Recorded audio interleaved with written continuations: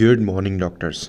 સો આજે બાયોકેમિસ્ટ્રીમાં આગળ આપણે વિટામિન્સ ચાલુ કર્યા હતા. એમાં last time vitamin A complete કર્યું હતું અને હવે આગળ વધીએ છીએ. બુક સત્યનારાયણ ચક્રપાણી અને હવે આવે છે વિટામિન ડી. ઘણા લોકો વિટામિન બોલે, ઘણા લોકો વાઇટામિન બોલે. પ્રોનાઉન્સિએશન ડઝન્ટ મેટર, બરાબર, જ્યાં સુધી આપણને ટપ્પો પડે છે ત્યાં સુધી. Okay, so vitamin D is a fat soluble vitamin. Fat soluble કેટલા હતા? ADEK, બરાબર. અને વોટર સોલ્યુબલમાં જોવા જોઈએ તો vitamin C, that is ascorbic acid, અને બી કોમ્પ્લેક્સ ઓર બી ગ્રુપ આખું. So yes, vitamin D is a fat soluble vitamin. It resembles sterols in structure and functions like a hormone.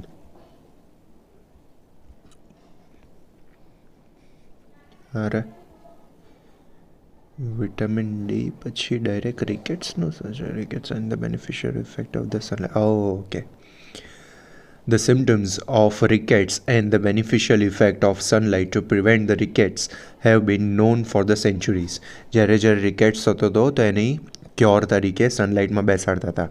Hence 1924માં reported that eradication with ultraviolet rays induce anti-rickets activity in some foods. આપણે પહેલાં વાત કરી હતી ને કે કોઈ પણ જે એવું વિટામિન જે પર્ટિક્યુલર રોગને મટાડે એને આપણે એન્ટી તરીકે યુઝ કરતા હતા. સો અહીંયા વિટામિન ડી જે રિકેટ્સને ક્યોર કરે છે તો એને એન્ટી રિકેટિક તરીકે યુઝ કહેવામાં આવતું હતું, બરાબર. સો હેઝ કરીને સાયન્ટિસ્ટ છે, હેન્સ નથી, sorry, has reported that the ઇરેડિકેશન with ultraviolet light induced anti-rickettic activity in some food. Vitamin D was isolated by the Angus, who named it calciferol. Vitamin D no scientific name, or you can say another name, is calciferol. કોલેકેલ્સિફેરોલને પણ આપણે મેડિસિનમાં તમે જોશો ને તો કોલેકેલ્સિફેરોલ, અર્ગોકેલ્સિફેરોલ પણ નામે જોવા મળતી હોય છે. ટોકોફેરોલ એ આપણે આગળ જોઈએ છે આની અંદર. ચલો, so the chemistry. Ergocalciferol, that is vitamin D2, is formed from the ergosterol and is present in plant. પ્લાન્ટની અંદર હોય છે, એર્ગોસ્ટેરોલમાંથી અર્ગોકેલ્સિફેરોલ બનતું હોય છે. ફિગર હમણાં જોઈએ છે. Cholecalciferol, that is vitamin D3, is found in animal, કે જે આપણે જરૂરી હોય છે, that is vitamin D3. Cholecalciferol is found in animals. Both the sterol are similar in structure except that ergocalciferol has an additional methyl group and a double bond. Almost similar છે, but આપણને શેમાં કીધું? અર્ગોકેલ્સિફેરોલ એટલે D2ની વાત કરે છે. has an additional methyl group and a double bond. Ergocalciferol and cholecalciferol are source of vitamin D activity and are referred as a provitamins. Provitamins શું છે એ આપણે આગળના લેક્ચરમાં વાત કરી ચૂક્યા છે, બરાબર. વેટ 7.6. ઓકે, મોલેક્યુલર સ્ટ્રક્ચર જ છે, બરાબર. કંઈ આમાં તમારે યાદ રાખવાની એવી રીતે જરૂર છે નહીં. વિટામિન ડીની પણ મોસ્ટલી શોર્ટ નોટ પૂછાતી હોય છે, અને શોર્ટ નોટ પૂછાય તો આટલું ડિટેલમાં ના લખવાનું હોય, બરાબર. જે ઇમ્પોર્ટન્ટ એકદમ ખાસ જે મિસ ના થવું જોઈએ એ જેવું અમુક વસ્તુ હશે એ હું કહેતો રહીશ વચ્ચે વચ્ચે. બટ જો સપોઝ હું કોઈ વસ્તુ નથી કહેતો એનો મતલબ એમ નહીં કે એ ચાલી જાય, વાંચવાનું જ નહીં, બરાબર. નજર સામેથી તો બધું ગયેલું હોવું જોઈએ. So during the course of cholesterol biosynthesis, 7-dehydrocholesterol is formed as an intermediate. વચ્ચે શું બને છે? કોલેસ્ટેરોલ બાયોસિન્થેસિસ વખતે વચ્ચે ઇન્ટરમીડિયેટમાં વચ્ચે શું બને છે? તો 7-dehydrocholesterol is formed as a intermediate. On exposure to sunlight. હવે એને જો સનલાઇટમાં એક્સપોઝ કરવામાં આવે તો એ કન્વર્ટ થઈને બની જાય છે કોલેકેલ્સિફેરોલમાં, બરાબર. સ્કિન એટલે આપણા બોડીમાંથી મીન્સ જ્યારે પણ આપણે ચામડી ઉપર અલ્ટ્રાવાયોલેટ બી એટલે યુવી બી રેઝ કે જે સનમાંથી એકચ્યુઅલી બે ટાઈપના યુવી રેઝ આવતા હોય, દેટ ઇઝ યુવી એ અને યુવી બી. એમાંથી યુવી બી રેઝ છે પર્ટિક્યુલર આપણા વિટામિન ડીના પ્રોડક્શન માટે જવાબદાર છે. પણ કોનામાંથી બનાવે તો કોલેસ્ટ્રોલ જે બનતું હોય એનું ઇન્ટરમીડિયેટ જે ફોર્મ છે જેને કહેવાય છે 7-ડીહાઇડ્રોકોલેસ્ટ્રોલ, એની અંદરથી, બરાબર. સો અહીંયાથી ફરી વખત જોઈએ છે. On exposure to sunlight seven dehydrocholesterol is converted to cholecalciferol in the skin. એટલે કે એમાં પર્ટિક્યુલરલી ડર્મિસ અને એપિડર્મિસની અંદર. Vitamin D is regarded as a sunshine vitamin. Okay. The synthesis of vitamin D3 in the skin is proportional to the exposure of the sunlight. જેટલું સનલાઇટથી તમે expose વધારે time માટે થશો અને તમારું બોડી જેટલું વધારે એક્સપોઝ થશે, આઈ મીન સ્કિનનો વધારે પાર્ટ, એટલે જો તમે ફૂલ સ્લીવના કપડાં પહેરેલા હશે તો એનો મતલબ એ વિટામિન ડી ઓછું બનશે. હાફ સ્લીવ હાફ પેન્ટ પહેરીને જો બેઠા હશો તો વધારે એક્સપોઝ થશે તમારું બોડી, તો વધારે વિટામિન ડી બનાવશે, બરાબર. એ રીતની વાત છે. The synthesis of vitamin D3 in the skin is proportional to the exposure to sunlight. Dark skin pigment, that is melanin, adversely influence the synthesis of cholecalciferol. જે લોકોની સ્કિન ડાર્ક હોય એ લોકોને vitamin D3 બનાવવા માટે વધારે સમય સુધી સનથી expose થવું પડે, ત્યારે કમ્પેરેટિવલી એ લોકો ઇક્વલ અમાઉન્ટ ઓફ પેલું ડી બનાવી શકે છે. એટલે સપોઝ એક જણની સ્કિન વધારે ડાર્ક છે, બીજાની લાઇટ છે, તો લાઇટ સ્કિનવાળો વિટામિન ડી વહેલું પ્રોડ્યુસ કરી લેશે compare to darker skin. Okay, because of melanin pigment.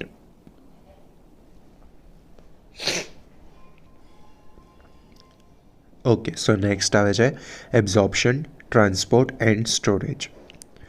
Vitamin D is absorbed in small intestine, for which bile is essential. Through lymph, vitamin D enters the circulation bound to plasma alpha-2 globulin and is distributed throughout the body. Liver and other tissue store small amount of vitamin D. તો શું કહે છે, ક્યાંથી absorb થાય? તો સૌથી પહેલાં absorption થયું સ્મોલ ઇન્ટેસ્ટાઇનમાં, કે જેના માટે સૌથી વધારે જરૂરી શું છે? બાઇલ જરૂરી છે. હવે ત્યાંથી એ લિમ્ફ દ્વારા સર્ક્યુલેશનની અંદર જશે અને સર્ક્યુલેશનની અંદર પ્લાઝમામાં કોની જોડે કમ્બાઈન થશે? તો આલ્ફા-2 ગ્લોબ્યુલિન જોડે. આ જરૂરી છે. એબ્ઝોર્પ્શન, ટ્રાન્સપોર્ટ અને સ્ટોરેજ લખવું પડશે, ગમે તેવી શોર્ટ નોટ પૂછાય તો પણ. પ્લાઝમા એટલે કોની જોડે કમ્બાઈન થશે? તો પ્લાઝમાની અંદર આલ્ફા-2 ગ્લોબ્યુલિન જોડે કમ્બાઈન થઈને વેચાશે બોડીમાં અલગ અલગ જગ્યાએ. અને મોસ્ટલી સ્ટોર ક્યાં આગળ થતું હોય છે? તો it store in a liver and other tissue store small amount of vitamin D. Other ટિશ્યુઝની અંદર પણ મોસ્ટલી આવશે એડિપોઝ ટિશ્યુ. કેમ? કારણ કે vitamin D is a fat soluble vitamin.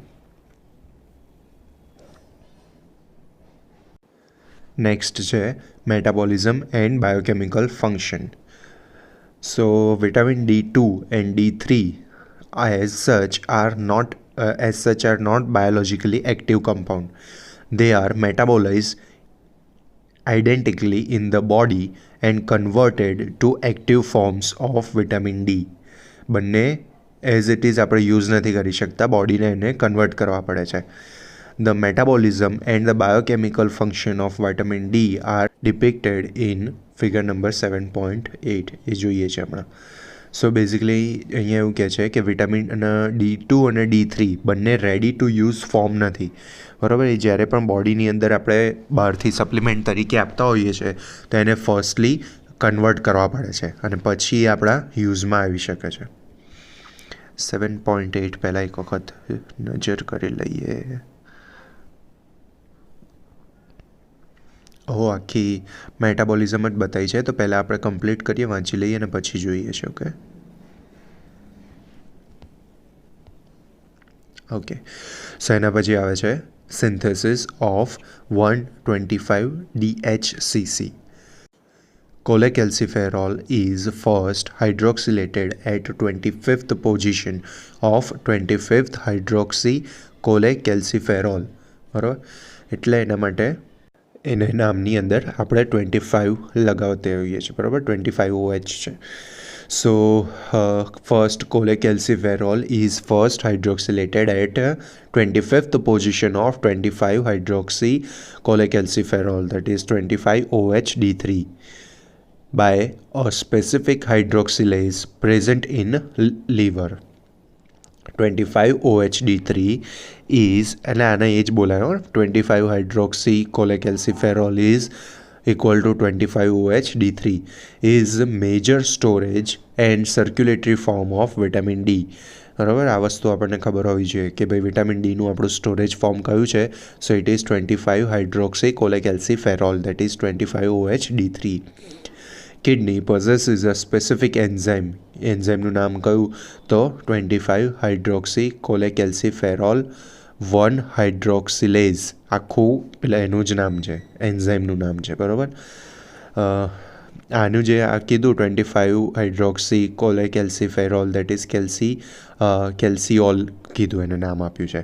But આપણે એન્ઝાઇમનું નામ જોઈએ છે, તો ફૂલ એન્ઝાઇમનું આખું નામ 25 હાઇડ્રોક્સી cholecalciferol 1 હાઇડ્રોક્સિલેઝ.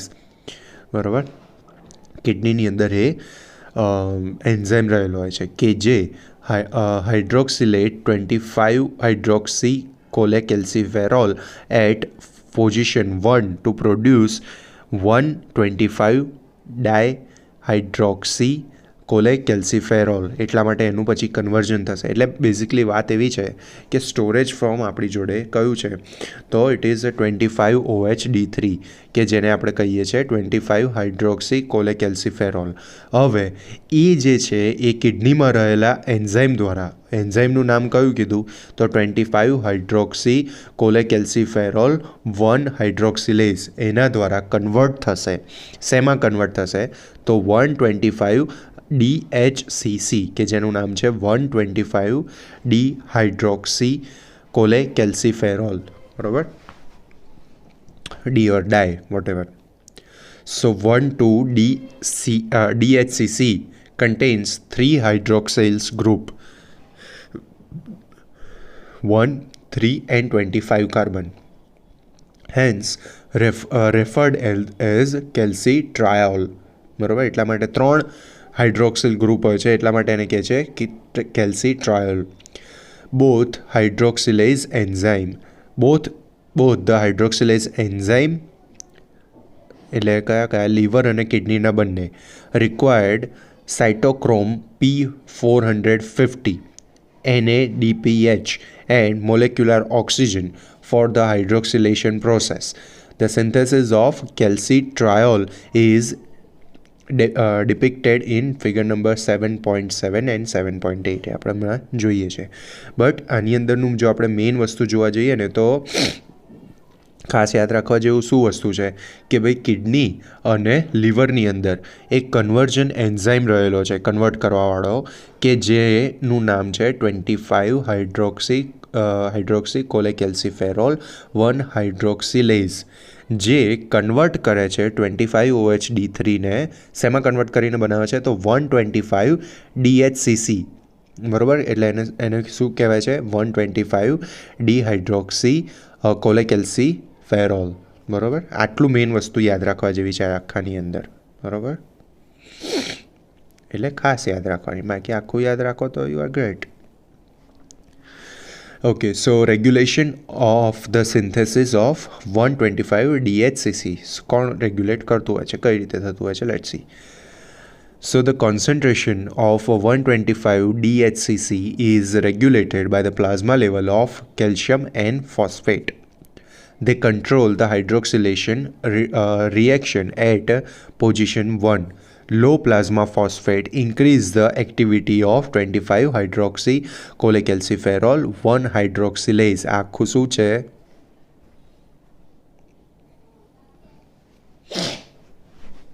એન્ઝાઇમ છે કે જે કિડની અને લીવરની અંદર જોવા મળે છે, કે જે કન્વર્ટ કરે છે 25OH ક્યાં ગયું D3 ને અને બનાવે છે 125DHCC, બરાબર. એટલે આખો આપણને એન્ઝાઇમનું નામ કીધું. તો આપણે શું કીધું કે જ્યારે પ્લાઝમાની અંદર ફોસ્ફેટનું લેવલ લો પ્લાઝમા ફોસ્ફેટ હોય, એટલે પ્લાઝમાની અંદર ફોસ્ફેટનું લેવલ ઓછું હોય તો આ જે એન્ઝાઇમ છે એની એક્ટિવિટી વધી જાય છે. Again low plasma phosphate increases the activity of 25-hydroxy cholecalciferol 1 hydroxylase જે એન્ઝાઇમ છે કિડની અને લીવરમાં કે જે કન્વર્ઝન કરે છે 25OH-D3નું. Low plasma calcium enhance the production of parathyroid hormone, which in turn activate the 1-hydroxylase. Thus, the action of phosphate is direct while the calcium is indirect on the kidney 1-hydroxylase. બરાબર. ફોસ્ફેટનું direct action છે કે જે ભાઈ જેવું phosphate ઘટે એવું પેલો હાઇડ્રોક્સિલેઝ enzyme વધે. જ્યારે કેલ્શિયમમાં એવી વસ્તુ છે કે કેલ્શિયમ જ્યારે ઘટે, પ્લાઝમાની અંદર કેલ્શિયમ ઘટે તો પેરાથાઇરોઇડ હોર્મોનનું પ્રોડક્શન વધે છે, બરાબર. એન્હાન્સ જો low plasma calcium enhance the production of parathyroid hormone, which in turn activate the 1-hydroxylase. એટલે એ વાયા કરે છે, એટલે એનું ઇનડાયરેક્ટ છે, ડાયરેક્ટ એક્શન નથી. જ્યારે ફોસ્ફેટની ડાયરેક્ટ એક્શન છે.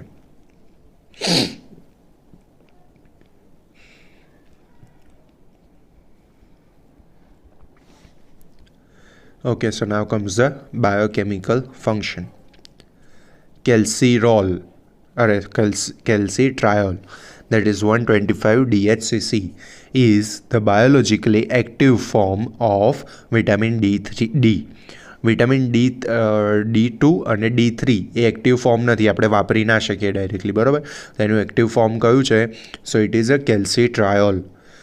તમે જ્યારે પણ પેલા સપ્લિમેન્ટ લેશો વિટામિન ડીના તો તમે એની ઉપરનું કન્ટેન્ટ એક વાંચવાનું, D3 લખેલું હોય ઓર D2 લખેલું હોય, કે જે બોડીમાં આપણે ડાયરેક્ટલી યુઝ નથી કરવાના, એને કન્વર્ટ કરશે પહેલાં અને પછી એને યુઝ કરવાના છે. ઓકે, સો અત્યારે જે યુઝ કરી શકાય, ડાયરેક્ટલી યુઝ કરી શકાય એવું ફોર્મ કયું છે? તો it is કેલ્સીટ્રાયોલ.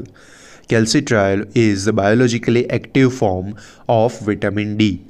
It regulate the plasma level of calcium and phosphate. એના દ્વારા પ્લાઝમાની અંદરનું કેલ્શિયમ અને ફોસ્ફેટ લેવલ મેન્ટેન રહેતું હોય છે. Calcitriol act at 3 different level. First intestine, kidney and bones. કઈ રીતે આપણે જોઈશું એમાં. To maintain the plasma calcium level. Normal plasma level કેટલું હોય યાદ રાખવાનું. એટલે આ પર્ટિક્યુલર વિટામિન ડીમાં લખવા માટે નહીં, એમને જનરલ પણ યાદ રાખવાનું.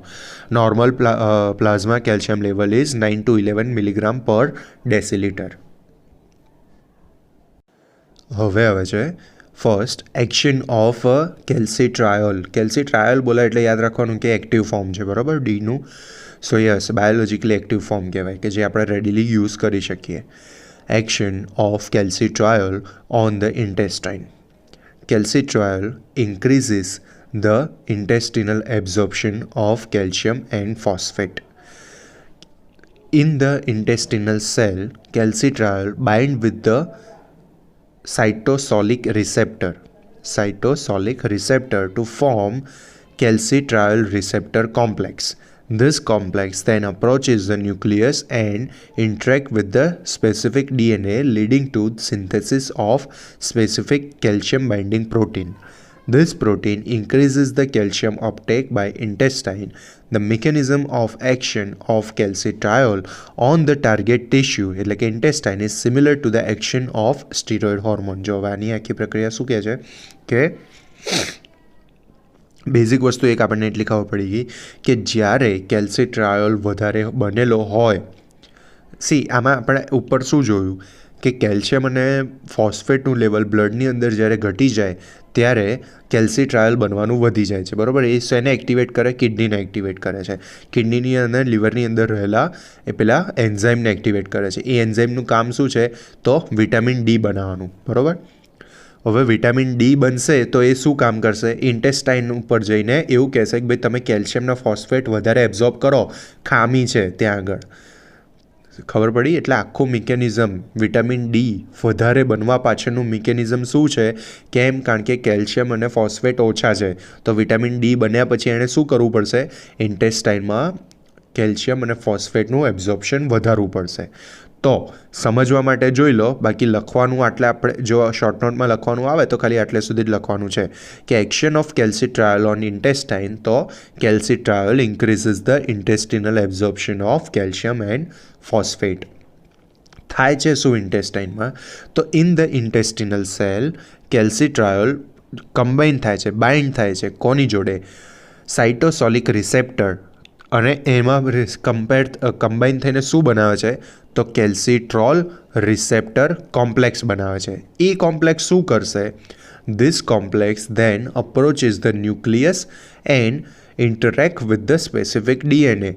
એ ઇન્ટેસ્ટાઇનની અંદર રહેલા ઇન્ટેસ્ટાઇનના સેલની અંદર જશે, સેલની અંદર જઈને ન્યુક્લિયસની અંદર જશે, ન્યુક્લિયસની અંદર જઈને સ્પેસિફિક ડીએનએ જોડે ઇન્ટરેક્ટ કરશે, વાતો કરશે કે ભાઈ આપણી જોડે કેલ્શિયમ ઓછું થઈ ગયું છે, ફોસ્ફેટ ઓછું થઈ ગયું છે, તો આપણે એવા રિસેપ્ટર બનાવો કે જેનાથી આપણે કેલ્શિયમ અને ફોસ્ફેટનું એબ્ઝોર્પ્શન વધારી શકીએ. તો એ વાતોનું પરિણામ શું આવશે? તો લીડિંગ ટુ આ ડીએનએ જોડે જઈને વાતો કરશે સ્પેસિફિક ડીએનએ જોડે, which leading two synthesis of specific calcium binding protein. તો ડીએનએ એમ કહેશે કે સારું આપણે કેલ્શિયમ જોડે બાઇન્ડ થઈ શકે એવો સ્પેસિફિક પ્રોટીન બનાવીએ છીએ. This protein increases the calcium uptake by the intestine. જો કેલ્શિયમ ઓછું ખાતા હશો, તમારો ઇન્ટેક જ ઓછો હશે તો ફરક નહીં પડે. પણ જો લો છો તમે કેલ્શિયમ અને એબ્ઝોર્બ નથી થતું, તો હવે પેલી વાતોના પરિણામ લેખે ડીએનએ શું કર્યું છે? તો કેલ્શિયમ બાઇન્ડિંગ પ્રોટીન બનાવ્યું છે. અને એ કેલ્શિયમ બાઇન્ડિંગ પ્રોટીનના લીધે જેટલું કેલ્શિયમ ઇન્ટેસ્ટાઇનની અંદર આવશે એ બધું જ આ કેલ્શિયમ બાઇન્ડિંગ પ્રોટીન જોડે કમ્બાઈન થઈ જશે. અને આ રીતે આવા મિકેનિઝમના લીધે વિટામિન ડી જવાબદાર નીવડ્યું કોના માટે? તો ઇન્ટેસ્ટાઇનમાંથી કેલ્શિયમ અને ફોસ્ફેટના એબ્ઝોર્પ્શન કરવા માટે. ઓકે, હવે વાત આવે છે action of calcitriol on the bones. In the osteoblast of bone, calcitriol stimulate the calcium uptake for deposition as a calcium phosphate. Thus, calcitriol is essential for the bone formation. ઓસ્ટિયોબ્લાસ્ટની અંદર ઓસ્ટિયોક્લાસ્ટ આવે એટલે કે તોડવાવાળા, ઓસ્ટિયોબ્લાસ્ટ ઉભા હોય. આપણે એ છે ને ફિગર એક સરસ હતી ઇન્સ્ટાગ્રામ પર મેં જોઈ હતી, જો કદાચ મળે તો જોઈએ. ઓસ્ટિયોબ્લાસ્ટ વર્સિસ ઓસ્ટિયોકાસ્ટ.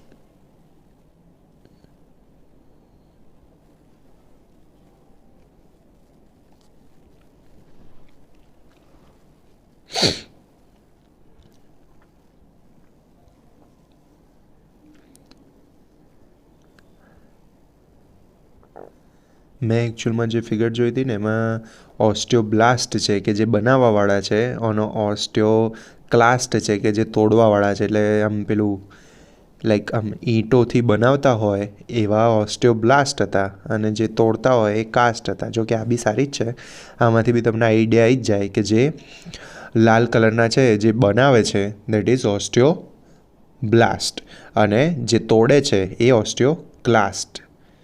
પણ સ્ટીલ જો પેલી ઇમેજ મળી જાય તો એકદમ સરસ કન્ફર્મ થઈ જશે.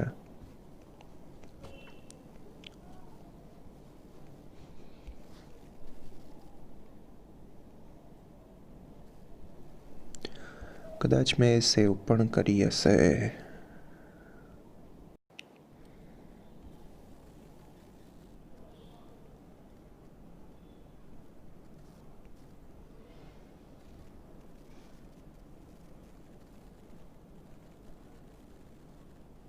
થઈ જતો, બટ વોટ એવર. તમારે એક વસ્તુ એટલી યાદ રાખવાની કે ઓસ્ટિયોક્લાસ્ટ, ક્લાસ્ટ દેટ ઇઝ બ્રેકડાઉન કરવાવાળા, ઓસ્ટિયોબ્લાસ્ટ એટલે બનાવવાવાળા.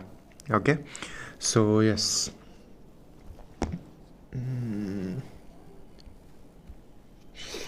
તો શું કહે છે, in the osteoblast of the બોન, એટલે કે બનાવવાવાળા જે છે એ calcitriol is stimulate calcium uptake for the deposition as a calcium phosphate.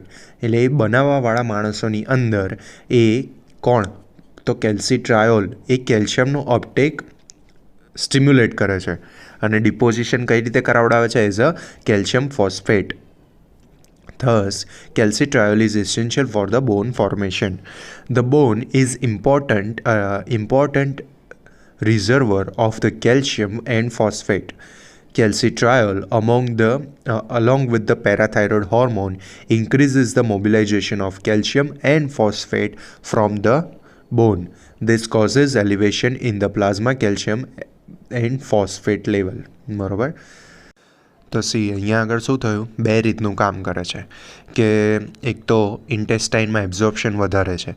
હવે જો પ્લાઝમા લેવલની અંદર ઘટી ગયું છે એનું લેવલ કેલ્શિયમ અને ફોસ્ફેટનું, તો એ પણ આપણે નોર્મલાઇઝ કરવું પડશે, એ પણ નોર્મલ લેવલ સુધી લાવવું પડશે. તો જ્યાં સુધી સે સપોઝ એબ્ઝોર્પ્શન નથી મળતું, આપણને બહારથી ફૂડ નથી મળતું, તો ત્યાં સુધી આપણે શું કરીશું, એટલો ટાઈમ તો આપણે પ્લાઝમા લેવલ નોર્મલ રાખવું પડશે. તો એવી કન્ડિશનની અંદર જે બોન્સની અંદર સ્ટોર રહેલું કેલ્શિયમ છે ને એને પણ કેલ્સિટ્રાયોલ પેરાથાઇરોઇડ હોર્મોન જોડે કમ્બાઈન થઈને બોન્સની અંદરથી પ્લાઝમાની અંદર લાવે છે. અને જ્યારે હવે આમાં આપણને એવું થાય કે આ તો બોન્સને એક રીતે ખોખલા કરવાનું કામ થયું કહેવાય, પણ નોર્મલ પ્લાઝમા લેવલ પણ મેન્ટેન કરવું એટલું જ ઇમ્પોર્ટન્ટ છે. બોન્સની અંદર એવું છે કે કદાચ થોડા ટાઈમ માટે વીક થઈ જશે, પણ નોર્મલ પ્લાઝમા લેવલ મેન્ટેન કરવું દેટ ઇઝ મોર ઇમ્પોર્ટન્ટ. સો એટલા ટાઈમ માટે કેલ્શિયમને એ બોન્સમાંથી પ્લાઝમાની અંદર લાવે છે. સો શું કહે છે, this is the cause of elevation in plasma calcium and phosphate level. હવે પછી શું થાય કે સપોઝ ચલો એ માણસે પ્રોપર ફૂડ અને ડાયટની અંદર કેલ્શિયમ અને ફોસ્ફેટ લેવાનું ચાલુ કરી દીધું છે. સો એવી કન્ડિશનની અંદર શું થશે કે જ્યારે પ્લાઝમા લેવલ ઇન્ક્રીઝ થશે ત્યારે કેલ્સિટ્રાયોલ એ કેલ્શિયમ અપટેક વધારશે, ક્યાં આગળ, ઓસ્ટિયોબ્લાસ્ટમાં, અને બોન્સ જે છે એ કેલ્શિયમ ફોસ્ફેટ સ્ટોર કરવા માંડશે. સો એટલા માટે આની ઉપરથી આપણે એક વસ્તુ યાદ રાખવાની કે જ્યારે પણ ઘણા લોકોની એવી મેન્ટાલિટી હોય છે કે ગરડા થઈએ ને એટલે કેલ્શિયમના ટીકડાઓ લેવાનું ચાલુ કરી દે, બરાબર. સો પહેલાંના ટાઈમમાં તો બહુ જ એવું હતું, પણ એના લીધે પ્રોબ્લેમ શું થતો હતો કે જો એ પેશન્ટને વિટામિન ડીની ડેફિશિયન્સી હોય તો એ જે કેલ્શિયમ છે ને પ્લાઝમાની અંદર રહેલું પડ્યા રહે, ત્યાંનું ત્યાં પડ્યું રહે. હવે જો એ ત્યાં પડ્યું રહે તો એ બીજી કોઈ પણ જગ્યાએ ડિપોઝિશન થવાનું કેલ્શિયમનું સ્ટાર્ટ થઈ જાય છે. અને મોસ્ટલી ડિપોઝિશન ક્યાં આગળ થતું હતું, તો આર્ટરીઝની અંદર થતું હતું. હવે જ્યારે આર્ટરીઝની અંદર કેલ્શિયમનું ડિપોઝિશન થતું હતું તો આર્ટરીઝની સ્થિતિસ્થાપકતા ઓછી થઈ જતી હતી, અને એવા કન્ડિશનના લીધે એથેરોસ્ક્લેરોટિક ચેન્જીસ થતા હતા, અને એના કારણે પણ હાર્ટ એટેકને એવા બધા આવવાના ચાન્સીસ વધી જતા હતા. સો કોઈપણ વસ્તુનું આમ ઊંધું ગાલીને ફોલો કરવું દેટ કેન બી હાર્મફુલ. સો હવેની કન્ડિશનમાં જોવા જશો ને તો મોસ્ટલી જેટલી કેલ્શિયમના ટીકડાઓ તમે જે કહેતા હોય ને, તો તમારે વાંચવાનું કે કેલ્શિયમની જેટલી મેડિસિન હશે એની પાછળનું તમે કન્ટેન્ટ વાંચશો ને તો એમાં જોડે વિટામિન ડી પણ એ લોકો ઇન્વોલ્વ કરતા જ હોય છે. જે લેટેસ્ટ જનરેશન કેલ્શિયમના સપ્લિમેન્ટ આવ્યા છે એ બધાની અંદર કેલ્શિયમની જોડે વિટામિન ડી અંદર હોય જ છે. સો આપણે ઘરડા થયા પછી જો આપણે એવું વિચારતા હોય કે ભાઈ કેલ્શિયમના જરૂરી છે એમના હાડકાં માટે, તો એમ કે વિટામિન ડી પણ એટલું જ જરૂરી છે. Okay, so next is action of calcitriol on the kidney. તો શું થતું હશે, ચલો વિચારો કે કેલ્સિટ્રાયોલ છે તો એનું કિડનીમાં અંદર શું એવું રહેલું છે, તો એક તો એની અંદર પેલો એન્ઝાઇમ છે એનું ઇન્ક્રીઝ કરતું હશે, બરાબર. એના સિવાય જોઈએ બીજું શું કરે. So calcitriol is also involved in minimizing the excretion of calcium, okay, and phosphate. હવે આપણે અછત ઊભી થઈ છે તો ઓબ્વિયસ વસ્તુ છે કે આપણે આપણા સ્ટોરેજ ખાલી કરી રહ્યા છીએ. સ્ટોરેજ કયા હતા, બોન્સ છે, તો બોન્સની અંદરથી આપણે કેલ્શિયમ અને ફોસ્ફેટ બહાર કાઢી રહ્યા છીએ. સો બહાર કાઢીએ ને પછી એનું બી આપણે પેલું વેસ્ટ પ્રોડક્ટ તરીકે બહાર નીકળી જાય તો એ પ્રોબ્લેમ થયો કહેવાય કે ભાઈ એક તો આપણે સ્ટોરેજ ખાલી કરીએ ને તું એનો મિસયુઝ કરે છે. તો કેલ્સિટ્રાયોલ શું કરશે, કિડનીને કહેશે કે ભાઈ જો તું ભાઈ આનું સાચવીને વાપરજે, આને તારે બધું જવા નહીં દેવાનું, એટલે આને ફિલ્ટર નહીં કરવાનું, કેલ્શિયમ અને ફોસ્ફેટને ફિલ્ટર નહીં કરવાનું. So calcitriol is also involved in the minimizing the excretion of calcium and phosphate through the kidney by decreasing their excretion and enhancing the reabsorption. The sequence of events that take place in the response to low plasma calcium concentration and the action of calcitriol on intestine, kidney and bone ultimately lead to increase in the plasma calcium level. બરાબર, ત્રણ વસ્તુ ઉપર અસર કઈ રીતે કરે છે, એટલે આખું સિક્વન્સનું તમને અર્થ કહી દીધો કે ભાઈ આ જરૂરી કેમ છે આ ત્રણ વસ્તુ કરવાની. જેમ કે ઇન્ટેસ્ટાઇનની અંદરથી કેલ્શિયમનું એબ્ઝોર્પ્શન વધારતું હતું, કિડનીની અંદરથી એનું એક્સક્રીશન ઘટાડતું હતું અને બોન્સની અંદરથી કેલ્શિયમ જેટલું વધારાનું હતું એ બધું લઈને પ્લાઝમાની અંદર લાવતું હતું. તો આ બધા જ નું અલ્ટિમેટ રિઝલ્ટ શું આવશે, તો ultimately leading two increase in the calcium plasma calcium. Figure હમણાં આપણે આગળ જોઈએ છે. 24-25 ડાયહાઇડ્રોક્સી કોલેકેલ્સીફેરોલ 24-25 DHCC is another metabolite of vitamin D. It is also synthesized in kidney by 24-hydroxylase. The exact function of 24-25 DHCC is not known. It is believed that when calcitriol concentration is adequate, 24-hydroxylase acts leading to synthesis of less important compound 24-25 DHCC. In this way, to maintain the homeostasis of calcium, synthesis of 24-25 DHCC is also important. હવે બીજી એક component પણ આપણી બોડીની અંદર છે જે vitamin ડીનું જ એક મેટાબોલાઇટ છે, એનો જ એક ભાગ છે. સો એને કહે છે 24-25 DHCC. પણ એનું કોઈ એક્ઝેક્ટ ફંક્શન આપણને અત્યાર સુધી જોવા મળ્યું નથી. પણ એવું કહે છે કે જ્યારે વિટામિન ડીનું પેલું એકચ્યુઅલ જે કેલ્સીટ્રાયોલ છે એ પ્રોપર પ્રમાણમાં હોય, જો એ પ્રોપર એડિક્વેટ હોય, તો પછી કિડની આપણને 24-25 DHCC બનાવીને આપે છે. બરાબર, કે જે કેલ્શિયમના હોમિયોસ્ટેસિસ માટે જવાબદાર છે. ઓકે, સો ફિગર જોઈ લઈએ એક વખત. શરૂઆત ક્યાંથી થાય છે, તો યુવી લાઇટ પડે છે સ્કિન ઉપર. આપણે એવું યાદ રાખવાનું UVB રેઝ છે પર્ટિક્યુલરલી. યસ, તો સ્કિન ઉપર પડે છે. હવે કોલેસ્ટ્રોલનું ઇન્ટરમીડિયેટ હતું આ પ્રોડક્ટ, તેનું નામ શું હતું, 7D હાઇડ્રોક્સી કોલેસ્ટ્રોલ. બરાબર, ઓકે. જો આપણે અહીંયા ડી બોલીએ છીએ ને, તો પેલું DI હતું ને, તો એને ડાય જ બોલીશું. ઓકે, ડાયહાઇડ્રોક્સી કોલેકેલ્સીફેરોલ. ઓકે, સો યસ, સ્કિનની અંદર કોલેસ્ટ્રોલનું ઇન્ટરમીડિયેટ જે હતું that is 7D hydroxy cholesterol, એનું કન્વર્ઝન થશે UVB લાઇટથી અને શું બનાવશે, કોલેકેલ્સીફેરોલ. હવે કોલેકેલ્સીફેરોલ લીવરમાં જશે, ત્યાં આગળ 25 હાઇડ્રોક્સિલેઝ એન્ઝાઇમ દ્વારા કન્વર્ટ થશે અને બનાવશે 25 હાઇડ્રોક્સી કોલેકેલ્સીફેરોલ. એ કિડનીમાં જશે, ત્યાં આગળ 25 હાઇડ્રોક્સી કોલેકેલ્સીફેરોલ એ કન્વર્ટ થશે કોના દ્વારા, 1 હાઇડ્રોક્સિલેઝ દ્વારા. અને એમાં જોડે શું આવે છે, PTH દેટ ઇઝ પેરાથાઇરોઇડ હોર્મોન. અને આવી એ પ્લસની નિશાની છે એટલે શું કરે છે કે એ આ પ્રોસેસને વધારે ફાસ્ટ બનાવે છે, એટલે વધારે એફિશિયન્ટ બનાવે છે. એટલે જો પેરાથાઇરોઇડ હોર્મોન આવે અને જો ફોસ્ફેટનું લેવલ ઓછું હોય તો આ પ્રક્રિયા ઝડપી થઈ જાય છે, વધી જાય છે. બરાબર, સો શું કીધું, 25 હાઇડ્રોક્સી કોલેકેલ્સીફેરોલ છે એ કન્વર્ટ થશે કોના દ્વારા, 1 હાઇડ્રોક્સિલેઝ દ્વારા, અને બનાવે છે 125 DHCC દેટ ઇઝ કેલ્સીટ્રાયોલ. હવે કેલ્સીટ્રાયોલ એ કેલ્શિયમ અને ફોસ્ફેટનું એબ્ઝોર્પ્શન વધારશે. કિડનીમાં કઈ રીતે વધારશે, રીએબ્ઝોર્પ્શન વધારશે અને એક્સક્રીશન ઘટાડશે. બરાબર, હવે કેલ્સીટ્રાયોલ છે એ જાય છે બોન્સની અંદર, તો બોન્સના ફોર્મેશનમાં હેલ્પ કરે છે. અને જો એ કેલ્સીટ્રાયોલ બોન્સના ફોર્મેશન એન્ડ ટર્નઓવરમાં બંનેમાં હેલ્પ કરે છે, પણ જો પ્લાઝમા કેલ્શિયમ લેવલ ઓછું હશે તો એ કેલ્શિયમ અને ફોસ્ફેટને બોન્સમાંથી પ્લાઝમામાં પણ લાવશે, બરાબર. હવે ઇન્ટેસ્ટાઇનની અંદર શું કરશે? સો કેલ્સીટ્રાયોલ ઇન્ટેસ્ટાઇનની અંદર રિસેપ્ટર બનાવશે. રિસેપ્ટર એ કેલ્સીટ્રાયોલ રિસેપ્ટર કોમ્પ્લેક્સ જે બનશે એ ડીએનએ જોડે ન્યુક્લિયસમાં જશે. ન્યુક્લિયસમાં ડીએનએ જોડે વાર્તાલાપ કરશે. વાર્તાલાપ કરીને એ શું બનાવડાવશે? કેલ્શિયમ બાઇન્ડિંગ પ્રોટીન બનાવડાવશે અને કેલ્શિયમનું એબ્ઝોર્પ્શન વધારાવડાવશે.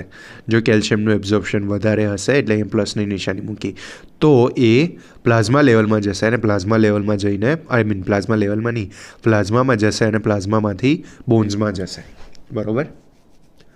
સો આટલી વિટામિન ડીનું આટલું મેટાબોલિઝમ કમ્પ્લીટ થાય છે.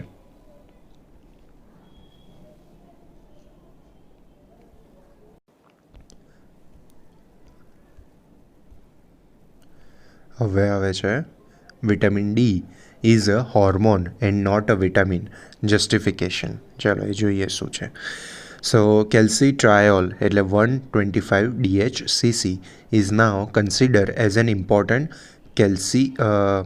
calcitropic hormone, while cholecalciferol is a prohormone. The following characteristic feature of vitamin D justifies the status as a hormone. એને કેમ હોર્મોન તરીકે, વિટામિન તરીકે ના ગણીને હોર્મોન તરીકે કેમ ગણવામાં આવે છે? Comparable with the hormone. તો એક તો વિટામિન D3 એટલે કે cholecalciferol is synthesize in the skin by the ultraviolet rays of sunlight, બરાબર. એક તો સ્કિનમાં થાય છે એટલે આપણી સ્કિન દ્વારા પ્રોડ્યુસ થાય છે. That is one of the reason. બીજું છે biologically active form of vitamin D calcitriol is produce in the kidney. એ કિડનીમાં પ્રોડ્યુસ થાય છે. કેલ્સીટ્રાયોલ હેઝ ટાર્ગેટ ઓર્ગન કયા કયા? ઇન્ટેસ્ટાઇન, બોન અને kidney. Where it specifically act. બીજા બધા વિટામિન ઓલમોસ્ટ બધી જગ્યાએ એક્ટ કરતા હોય પણ આ એનું સ્પેસિફિક ફંક્શન છે, ત્યાં આગળ એનું સ્પેસિફિક કામ છે. Calcitriol action is similar to steroid hormone. It binds to the receptor in the cytosol and complex act on the DNA to stimulate the synthesis of calcium binding protein. આપણે જેમ વાત કરી હતી ને કે ઇન્ટેસ્ટાઇનના સેલની અંદર જાય, સેલના રિસેપ્ટર પર બેસે, રિસેપ્ટરના કોમ્પ્લેક્સ આખું ડીએનએ ન્યુક્લિયસ સુધી જાય, ન્યુક્લિયસ એ ડીએનએ જોડે જાય અને ત્યાં આગળ એ બંને વાર્તાલાપ કરે. વાર્તાલાપ કર્યા પછી ડીએનએ શું બનાવડાવે? કેલ્શિયમ બાઇન્ડિંગ પ્રોટીન બનાવડાવે. તો આ આખી એની પ્રોસેસ આ આખી કોના જેવી છે? હોર્મોન જેવી છે. સો એટલા માટે પણ એની કમ્પેરિઝન હોર્મોન તરીકે થાય. ફિફ્થ શું છે? So actinomycin D inhibit the action of calcitriol. This support the view that the calcitriol exert its effect on the DNA leading to synthesis of RNA transcription. એટલે અહીંયા એક્ટિનોમાયોસિન ડી જે છે ને એને કાં તો એક્ટિનોમાયોસિન ડી કહો ઓર ડેક્ટિનોમાયોસિન કહો. એક ટાઈપની મેડિસિન છે જે પર્ટિક્યુલરલી કેન્સરમાં ખાસ યુઝ થતી હોય છે. હવે કેન્સરની અંદર એક મિનિટ ચલો.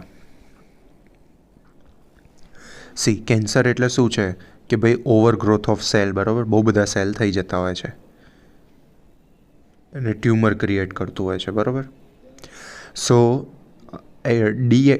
એક્ટિનોમાયોસિન ડી કહો ઓર ડેક્ટિનોમાયોસિન કહો, એનું કામ શું છે કે આનું વિભાજન, સેલનું વિભાજન થઈને ડબલ ક્યારે થતા હોય કે પેલું જે અંદર રહેલી ડીએનએની ચેઇન હોય ને એ અલગ થાય, આરએનએની ચેઇન બને અને બીજા રંગસૂત્રો બનાવે ને પછી એનું વિભાજન થતું હોય છે, બરાબર.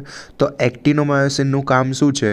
એક્ટિનોમાયોસિન ડીનું કે આ જે ટ્રાન્સક્રિપ્શન છે ને ડીએનએમાંથી આરએનએ બનવાનું ટ્રાન્સક્રિપ્શન એને અટકાવી દે છે આ પર્ટિક્યુલર. તો એના લીધે શું થાય? સેલનું વિભાજન ના થાય અને પેલા સેલનો ગ્રોથ ના થાય, બરાબર, ઓવરગ્રોથ ના થાય. સો આ એનું બેઝિક ફંક્શન છે મેડિસિનનું. તો એવું કહે છે કે એ જ મેડિસિનનું ફંક્શન એક્શન આપણને વિટામિન ડી ઉપર પણ જોવા મળે છે, કેલ્સીટ્રાયોલ ઉપર પણ જોવા મળે છે. તો એના લીધે આપણે શું કહી શકીએ?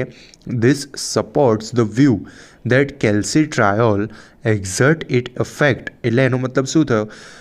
આપણે એ રીતે જોઈએ છે કે એક્ટિનોમાયોસિન ડીનું કામ છે એક્ટિનોમાયોસિન ડીનું કામ છે ડીએનએનું ટ્રાન્સક્રિપ્શન અટકાવવાનું, બરાબર. હવે એ ઓલરેડી કેલ્સીટ્રાયોલને પણ અટકાવી દે છે, તો આપણે એવું માની શકીએ કે ઓબ્વિયસલી કેલ્સીટ્રાયોલ એ ડીએનએ ટ્રાન્સક્રિપ્શનમાં પણ ભાગ લેતું હશે, એટલા માટે જ એ એક્ટિનોમાયોસિન દ્વારા પણ અટકી જાય છે, ઇન્હિબિટ થઈ જાય છે. Okay, so again actinomycin D or dactinomycin inhibit the action of calcitriol. This support the view that calcitriol exert its effect on DNA, leading to synthesis of RNA એટલે કે ટ્રાન્સક્રિપ્શન. સિક્સ્થ આવે છે calcitriol synthesis its self regulated. એનું કેલ્સીટ્રાયોલનું regulation એની જાતે self regulated છે by feedback mechanism. That is calcitriol decrease its own synthesis. Obviously હોર્મોન્સમાં પણ આપણે એવી રીતે જ જોઈએ છીએ, પેલું નેગેટિવ ફીડબેક ને પોઝિટિવ ફીડબેક મિકેનિઝમ દ્વારા એનું પ્રોડક્શન અને like production increase or decrease થતું હોય છે. તો સેમ વસ્તુ અહીંયા પણ થાય છે કે કેલ્સીટ્રાયોલનું સિન્થેસિસ એ જાતે જ નક્કી કરે છે કે મારે કેટલું જરૂરી છે, કેટલું જરૂરી નથી. જો વધારે હોય તો એનું પ્રોડક્શન ઘટાડી દે, ઓછું હોય તો વધારી દે. તો સેલ્ફ રેગ્યુલેટરી છે. ઓકે,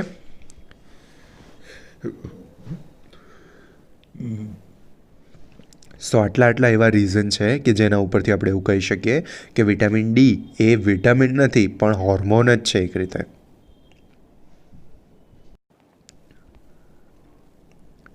હવે આવે છે recommended dietary અલાવન્સ or daily અલાવન્સ.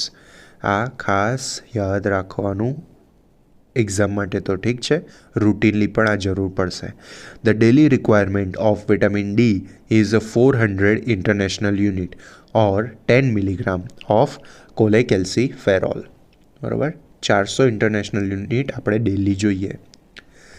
In countries with a good sunlight like India, the RDA of vitamin D is 200 international unit or 5 milligram કોલેકેલ્સીફેરોલ. કેમ? કારણ કે આપણે અહીંયા સારું એવો સનથી એક્સપોઝ થતા હોઈએ છીએ તો ભાઈ આપણે નોર્મલી પણ આપણું સ્કિન પ્રોડ્યુસ કરી દેતું હોય છે. સો આપણે ડાયટરી અલાવન્સ એટલે ફૂડમાંથી લેવાની જરૂર પડતી નથી એવું આ તો લખ્યું છે. બાકી હવે ઇન્ડિયામાં રહીને પણ લોકો સનમાં એક્સપોઝ થતા નથી. સો ઘરમાં રહેતા હોઈએ કાં તો બહાર નીકળતાની સાથે લોકો તરત ગાડીમાં એસીમાં બેસતા હોય અને ત્યાંથી સીધું ઓફિસમાં જતા હોય, વોટેવર ક્લાસમાં કેવી રીતે જતા હોય. જો તડકામાં નીકળવાનું થાય તો પણ છોકરીઓ આખી બુકાની બાંધીને હાથમાં પેલા એ પહેરીને નીકળે, છોકરાઓમાં હેલ્મેટ પહેરેલું હોય, ફૂલ સ્લીવના પેલા કપડાં પહેરેલા હોય, તો ઓબ્વિયસલી આપણું બોડી સનથી એક્સપોઝ થવાનું નથી. સો એના લીધે વિટામિન ડી પણ જોઈએ એટલું જનરેટ થતું નથી. ઓકે, સો હવે આવે છે dietary sources. Good source of vitamin D include fatty fish liver oil, egg yolk, etc. Milk is not a good source of vitamin D. Vitamin D can be provided to the body in 3 ways. 1. Exposure of skin to sunlight for synthesis of vitamin D, which is the best way. Consumption of natural food. And 3rd, by irradiating food જેવા કે yeast that contain the precursor of vitamin D and fortification of foods જેવું કે milk અને બટરની અંદર આપણે કરી શકીએ. Fortification એટલે આર્ટિફિશિયલી આપણે એની અંદર એડ કરવામાં આવે છે એની વાત છે. બરાબર, so this 3 are the sources. એમાંથી સૌથી સારામાં સારો સોર્સ છે સનથી એક્સપોઝ થવું, ડેલી થવું જોઈએ બધાએ. ઓકે, સો ડેફિશિયન્સી સિમ્ટમ્સ આવે છે.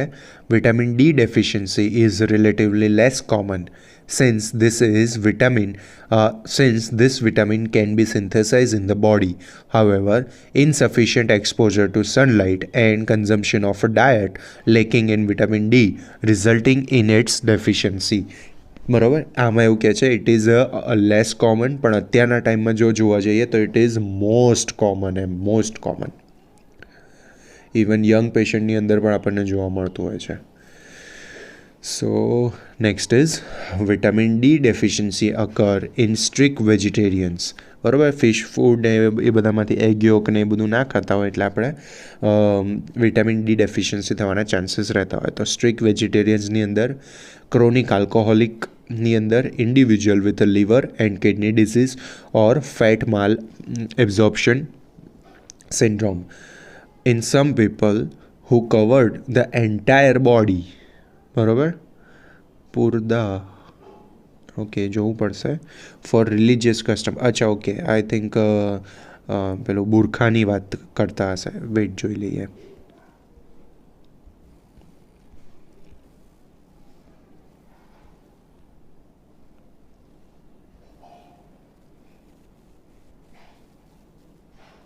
યસ એ જ છે, બરાબર. સો યસ, એમાં એવું કહે છે કે in some people who covered the entire body for religious custom, vitamin D deficiency is also observed if the requirement is not met through the diet.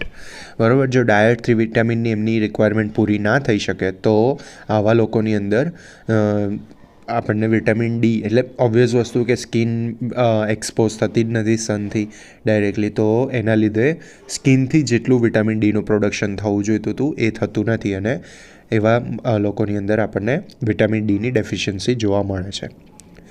Deficiency of vitamin D causes rickets in children and osteomalacia in adult.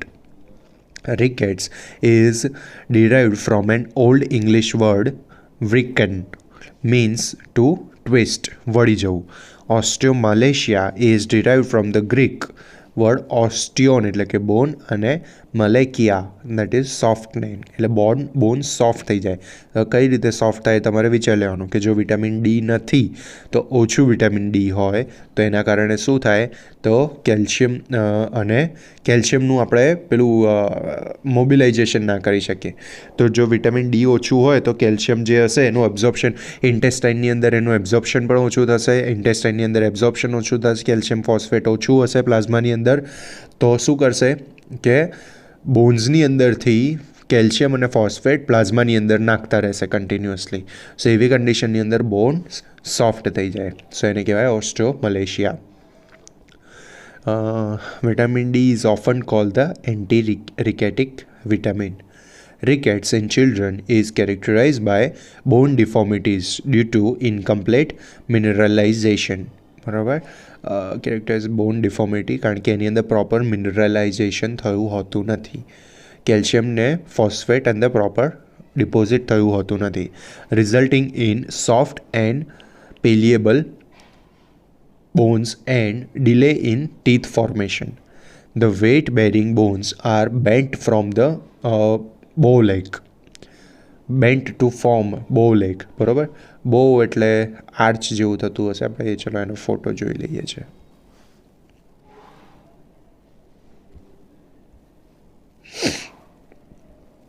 અરે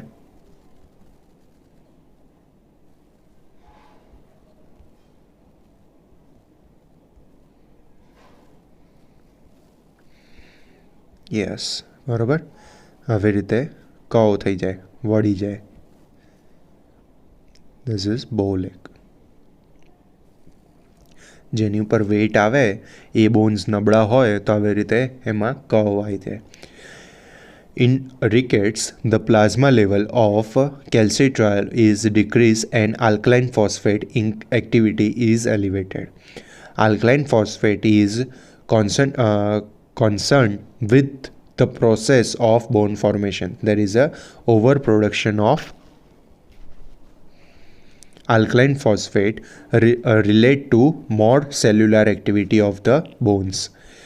It is believed to be due to a vain attempt to result in the bone formation. In the case of osteomalacia, જે adult રિકેટ્સની વાત કરીએ છીએ, demineralization of the bone occurs, increasing their susceptibility to the fracture. Okay, renal rickets કે જેનું કારણ રિકેટ્સ થવા પાછળનું કારણ રિનલ કિડની હોઈ શકે છે. So this is seen in the patient with the chronic renal failure. Renal rickets is mainly due to decrease the synthesis of calcitriol in the kidney. એટલે શું થશે કે કેલ્શિયમ અને ફોસ્ફેટનું એક્સક્રીશન વધી જશે. It can be treated by administration of calcitriol. Now comes the hypervitaminosis D. Vitamin D વધારે પડતું હોય તો શું થાય? Vitamin D is stored mostly in liver and slowly metabolized. Among the vitamins, vitamin D is the most toxic in overdose. સૌથી વધારે toxic થઈ શકે છે, બરાબર. 10 to 100 times RDA, 10થી 100 ગણું ડેલી રિક્વાયરમેન્ટ ડોઝ કરતાં વધારે લઈએ તો એની ટોક્સિક ઇફેક્ટ જોવા મળતી હોય છે. Toxic effect of hypervitaminosis D include demineralization of the bones, like reabsorption, and increase the calcium absorption from the intestine, leading to elevated calcium in the plasma level. Hypercalcemia થઈ જાય. Prolonged hypercalcemia is associated with deposition of calcium in many soft tissues such as kidney and arteries. બરાબર, આપણે આની વાત કરી હતી કે arteries અને કિડનીની અંદર સ્ટોર થવા લાગે છે. Hypervitaminosis D may lead to formation of stone in the kidneys. કિડનીની અંદર સ્ટોન પણ થાય. અને high consumption of vitamin D is associated with a loss of appetite, nausea, increase thirst, loss of weight etcetera. બરાબર. So આ વાત થઈ hyper vitaminosis D સુધીની. હવે પછી આવે છે વિટામિન ઈ, કે જે આપણે નેક્સ્ટ લેક્ચરની અંદર રાખીએ છીએ. ત્યાં સુધી કંઈ ક્વેશ્ચન હોય તો નીચે કોમેન્ટ બોક્સની અંદર પૂછો. Till then, good bye.